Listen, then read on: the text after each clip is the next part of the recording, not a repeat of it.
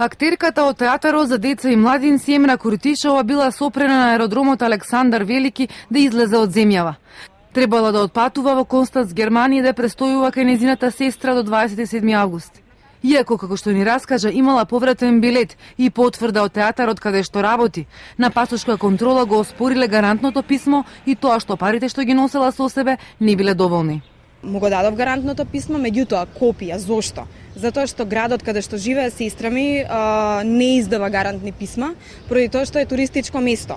Самиот град вели кој сака да дојде да го посети нашиот град, е добре дојден. Ја прочита потврдата од работа, ме праша каде се наоѓа театар за деца и младинци, веројатно мислеше дека го лажам. Му одговорив каде се наоѓа, на тоа добив одговор: ни ова не проаѓа. Викам, како може да не проаѓа, ова не ли е доволна гаранција дека јас ќе се вратам повторно во Македонија? Не. Стана, ме однесе во просторија каде што ја поништи картата. Куртишова ни раскажа дека се почувствувала понижена и посрамена, додека го чекала багажот. Вели дека не добила ниту официјален документ зошто е вратена. Најави дека од понеделник ќе се обрати до сите надлежни институции и организации и ќе поднесе и тужба. Суштината е чиста дискриминација.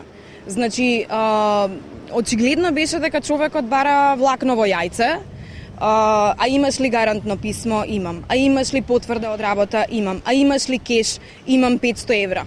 Тоа е многу малку. Значи, од ден јас сум по нив, требало да имам 50 евра од ден. Дали јас требаше да патувам со 4000 евра?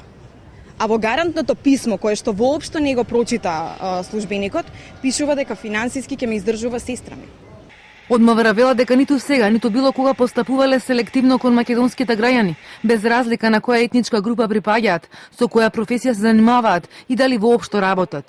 Сите за нас се еднакви пред законот, велат од МВР. Во конкретниот случај на лицето не му е дозволен излез од Република Македонија согласно член 15 став 4 од Законот за гранична контрола.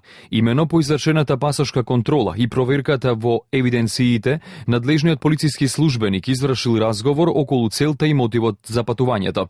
Истата појаснила дека патува во посета на роднини и планира да остане до 27 август, за што приложила и повратен авиобилет. Сепак истата немала доволно парични средства во иднос на планираниот престој, односно покажала 450 евра. Истата не поседувала ниту хотелска резервација, ниту пак соодветно гарантно писмо.